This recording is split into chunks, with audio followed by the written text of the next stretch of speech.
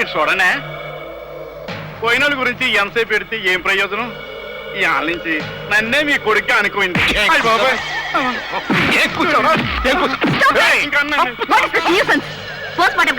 బయటకు వెళ్ళండి బాడీస్ తీసుకురండి ఇక నాకు ఇద్దరే కొడుకులు అనుకోమన్నాం కానీ ముగ్గురిని లేకుండా చేశావు కదే నేను ముందు రౌడీని తర్వాత రాజకీయ నాయకుడిని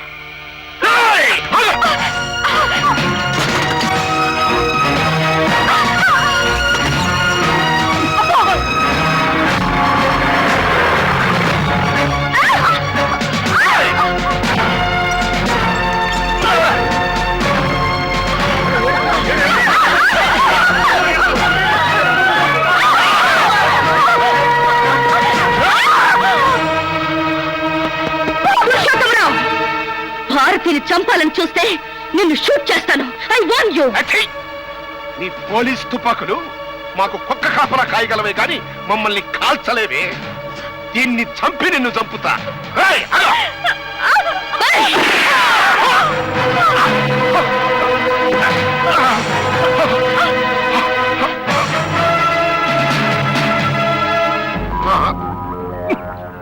చూడనే ఎంతసేపులో పోతాడంటారు? నో యువర్ ఆనర్, భారత శిక్షా స్మృతిలో ఏ సెక్షన్ ప్రకారము మీరు మాకు శిక్ష విధించలేరు.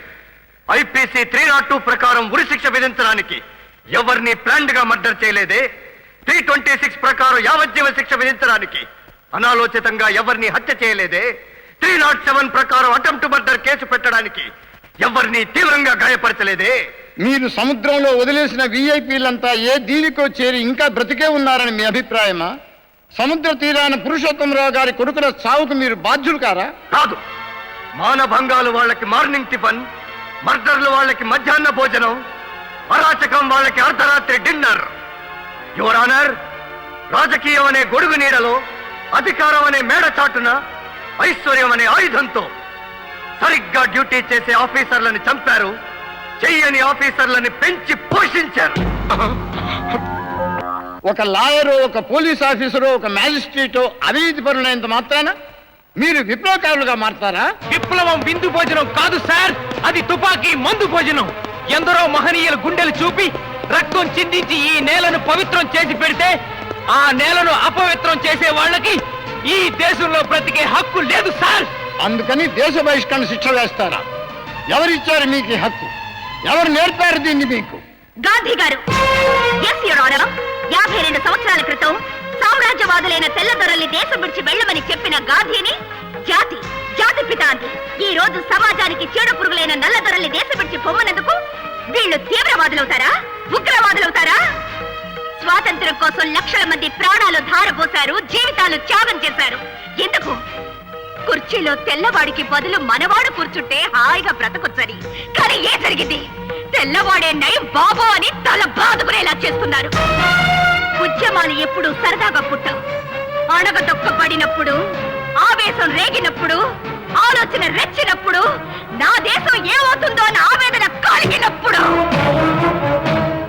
అప్పుడు మొదలవుతుంది యువర్ ఆనర్. ఆ రాజకీయ నాయకులు ఉద్యమాలు చేసి రౌడీల చేత బస్సులు తగలబెట్టిస్తున్నారు, రైళ్లు పొడగొట్టిస్తున్నారు. కానీ వీళ్ళ ఉద్యమం అలాంటిది కాదే. ఆ రౌడీల ఆట కట్టిస్తున్నారు, ఆ రాజకీయ నాయకుల్ని దేశం నుంచి తరిమి కొడుతున్నారు. వాళ్ళ కోట్లో ఊరు చెట్టుబడిందా? అది చెప్పు. వాళ్ళ ఊరి శిక్ష సంగతి మీకెందుకండి, మీ ప్రాణం సంగతి చూసుకోండి. ఇవాళ ఒక తిలక్, ఒక రవీంద్రనాథ్ ఠాగూర్ దగ్గర పుట్టిన ఈ ఉద్యమం రేపు దేశవ్యాప్తంగా జరగాలి. అవినీతి రాజకీయాలు హిమాలయ పర్వతాల అవతలకి, చట్టుబండలైన చట్టాన్ని అరేబియా సముద్రం అంచులకి, నేలపాలైన న్యాయాన్ని బంగాళాఖాతం నడిబొడ్డుకి, రౌడీ గూండా అరాచక శక్తుల్ని హిందూ మహాసముద్రం మధ్యకి విసిరి పారేయాలి. బోలో నవ స్వతంత్ర భారత్ కి జై అన్న కొత్త నినాదం వీధి వీధిన వినిపించాలి. బోలో నవ స్వతంత్ర భారత్ కి జై! బోలో నవ స్వతంత్ర భారత్ కి జై! Order order. కండిషన్ చాలా సీరియస్ గా ఉంది. ఇమీడియట్ గా ఉస్మాన్ హాస్పిటల్ షిఫ్ట్ చేయాలి. అంబులెన్స్ పిలిపించండి. ముద్దాయిల వాదంతో న్యాయస్థానం ఏకీభవించడం లేదు. వాళ్లను హంతకులుగా భావించి ఐపీసీ 302 ప్రకారం ఉరిశిక్ష విధించడమైనది. ఇంకా మీరు చెప్పుకోవాల్సింది ఏమైనా ఉందా? Quit India! Quit India, quit India.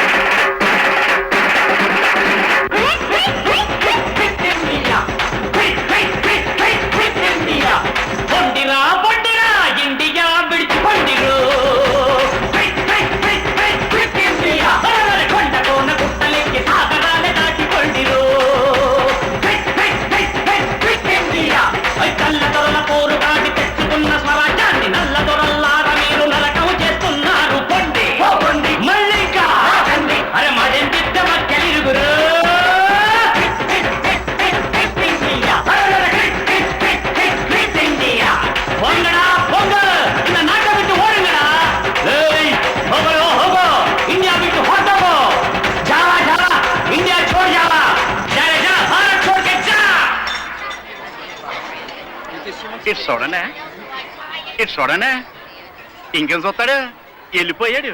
అందరినీ స్వర్గాన్ని పంపించాడు, ఇడు నరకానికి పోయాడు. Quit India.